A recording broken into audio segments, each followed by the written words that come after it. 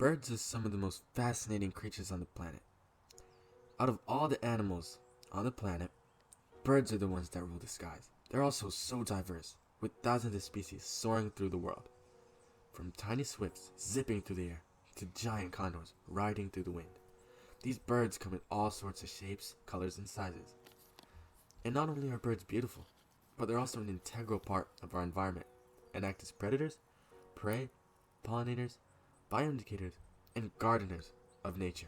In fact, why don't we go and explore one of the most fascinating birds that lives right in our state of NC, known as the great blue heron. The great blue heron is a large water bird found in and around North Carolina. It gets its name from its grayish-blue plumage, which is an interesting factor of this bird. This bird mainly hunts fish, and the way it hunts fish is particularly interesting.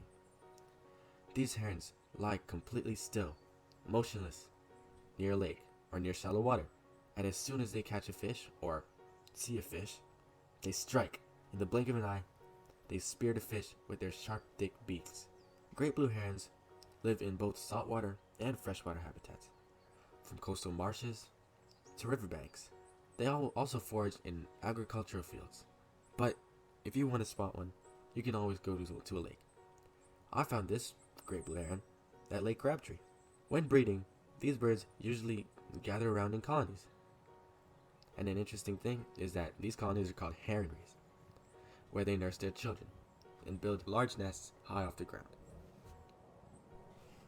Not only are cormorants and herons important to me, but they're also important to the lake ecosystems they live in, since they control fish populations and make sure one fish species doesn't completely overcompete the other because of their predatory nature. And since they're so important, they should definitely be protected, even though they're generally common species right now. Who knows? With the way things are going, maybe in some years, they might be threatened.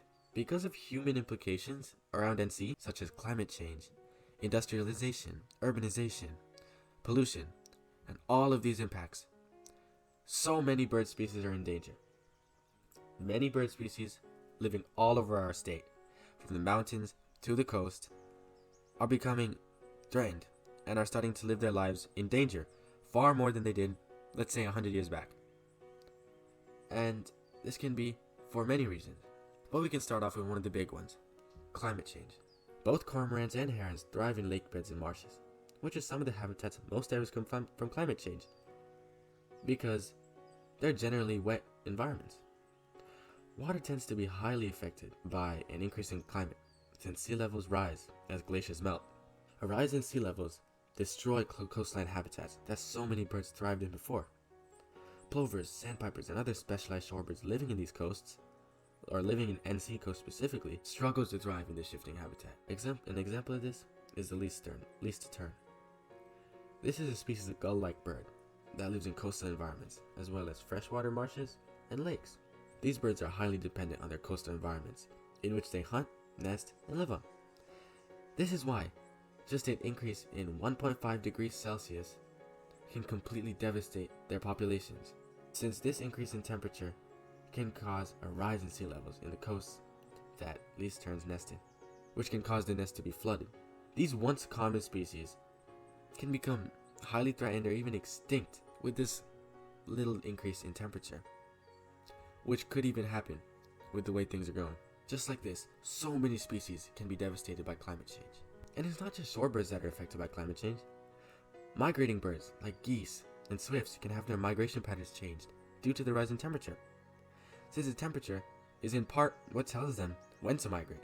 In fact, some of the birds most affected by climate change are Arctic and forest birds.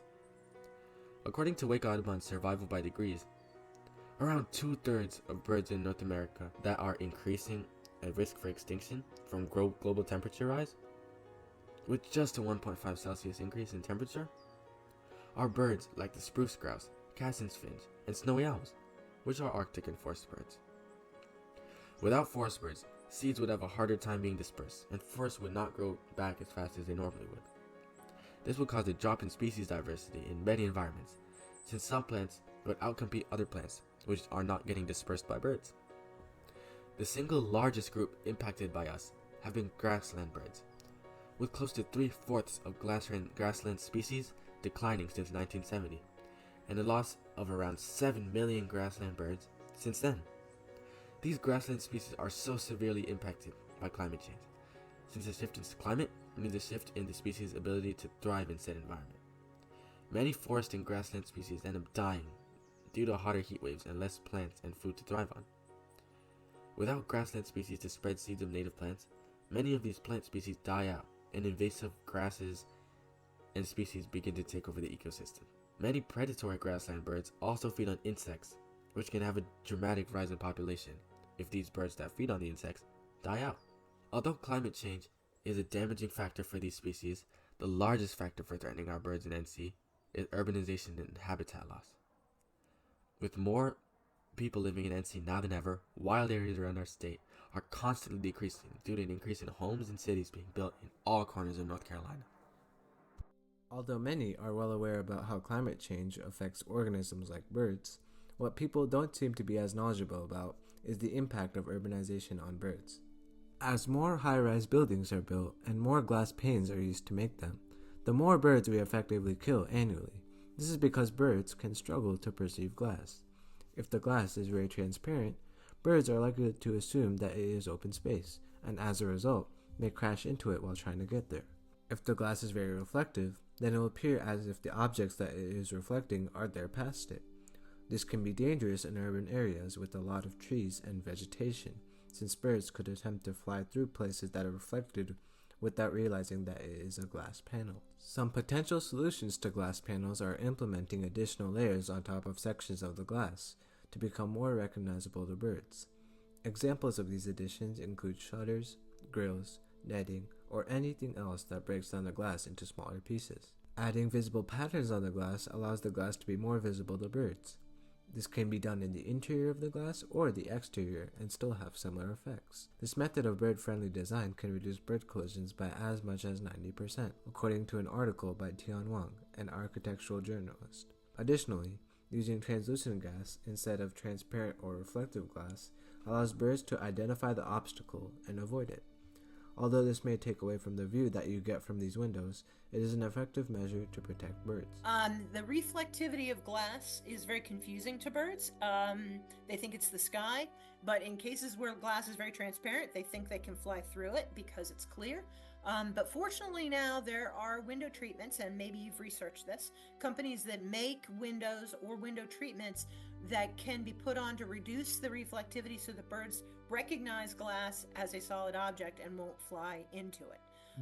So there have been advances made on that front, which are very promising. Moreover, UV-coated glass can also be helpful, since most birds can detect this light. Although it won't work for all birds, it will still be an effective countermeasure to this problem that will not take away from the use of glass. Although all of these solutions are effective, the best solution is to limit the amount of glass that we use in the first place, since glass is not only a danger to birds, but also something that causes overheating in our buildings and thermal loss in our environment. In addition to the effects that urbanization has on birds through glass windows, habitat loss caused by urbanization can also severely impact birds. One major impact that habitat loss has on birds is the reduction of many insect populations, which, according to a study by a group of ornithologists from across North America, has cascading impacts on birds and other consumers, indicating that habitat loss could have much bigger potential impacts than we initially thought. Urbanization can also disorient birds in many ways. The presence of artificial lighting disorients birds, especially at night. This is because many birds use the night sky as a sort of map to guide themselves to their destination, but the brightness of urban lights can hinder their ability to stay on the right path and disrupt their nocturnal flight patterns. Many cities have already implemented programs to reduce the amount of light they use during the nighttime, such as the Lights Out program in Raleigh, which cuts off non-essential nighttime lighting from mid-September through the end of November.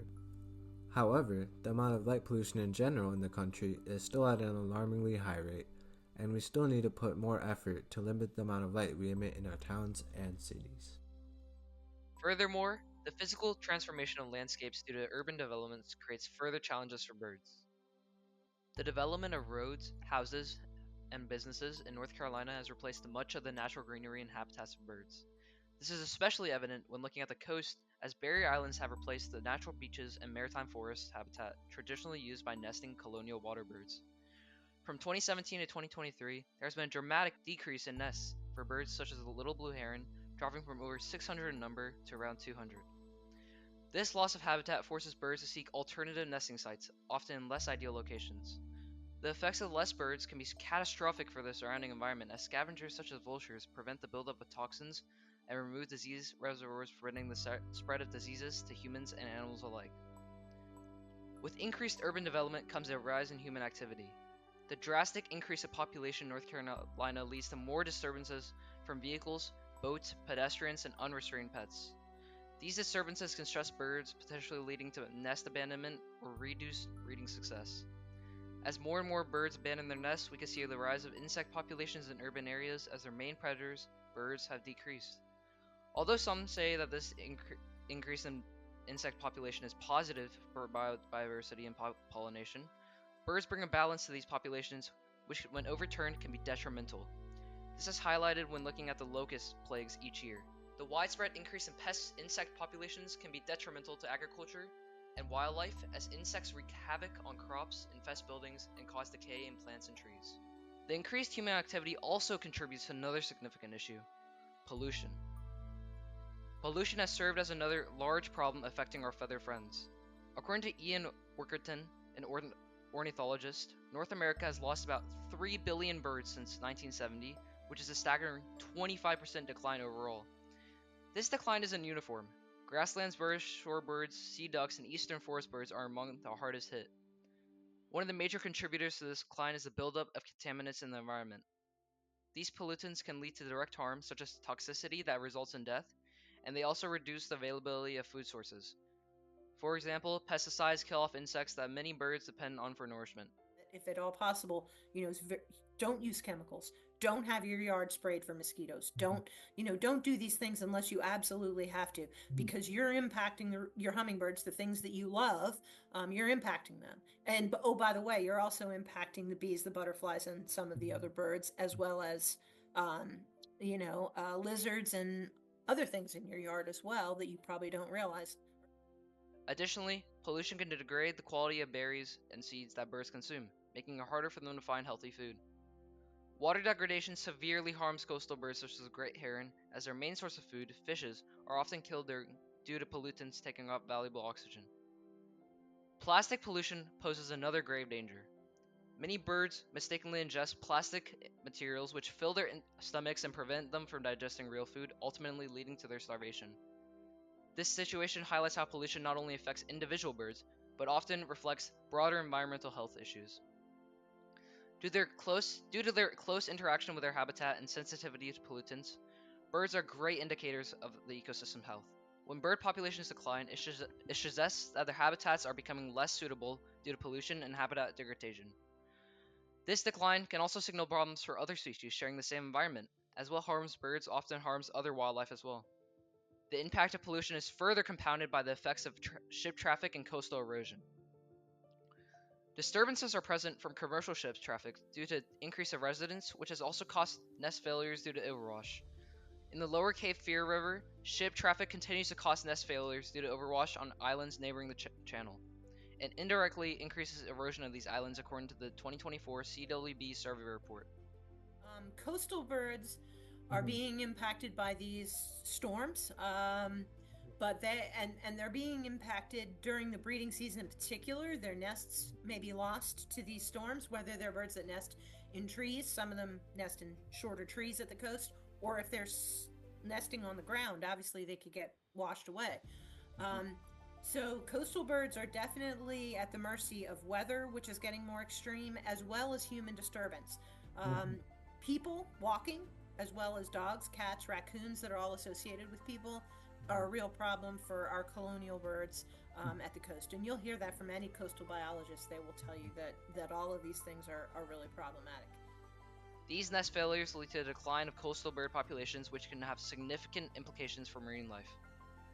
Coastal ecosystems, including salt marshes and seagrass meadows, rely on bird guano to maintain their fertility. As bird populations decline, these habitats may have less resilient and become more susceptible to degradation, leading to reduced ecosystem services and biodiversity loss.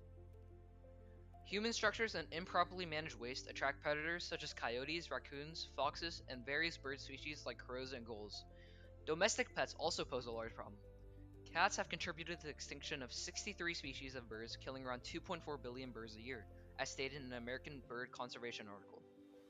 This threat is so severe that the International Union for Conservation of Nature, or IUCN, lists domestic cats as one of the world's worst non-native invasive species. These predators pose a significant threat to birds around North Carolina as they cause species like the black skimmers to abandon sites with established predator populations. Invasive species represent another significant challenge for bird populations in the ecosystems they inhabit, often through competition and hybridization. The introduction of non-native birds can disrupt local wildlife and plant communities in drastic ways. A study published by Valeria L. Martin Albuquerque in 2015 indicates that over 200 species of birds have become naturalized around the world, and their impacts on native ecosystems can be quite serious. One major way invasive birds affect native species is through competition for resources. These non-native birds often compete with local species for food and nesting sites, which can lead to declines in native populations. For example, some introduced species may be more aggressive or better adapted to exploit available resources, leaving less available for native birds that have evolved in these environments. Another critical concern is hybridization. When non-native birds breed with native species, it can dilute the genetic diversity of the native population.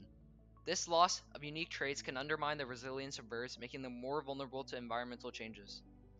Invasive birds can also introduce diseases that native species had no immunity against. This transmission can lead to significant mortality rates among bird populations, compounding their struggles for survival. Predation is another avenue through which invasive species harm birds. Some introduced bird species may prey on eggs or young chicks of ground nesting natives, dramatically impacting their populations. This predatory behavior disrupts the delicate balance of local ecosystems and can lead to cascading effects throughout the food web. Interestingly, while many native bird species have negative impacts, a few may provide some benefits, such as pollination or speed dispersal. However, these positive effects are generally far outweighed by negative consequences they bring to biodiversity and ecosystem health. So many bird populations are already declining at an alarming rate. And in the future, this could become a much bigger problem. Since increasing temperatures, urbanization, and the slew of factors affecting birds can contribute to threatening many species. But why? Why do we need to care about birds so much? At times, it may look like the only thing birds do is fly around, sing, and look pretty.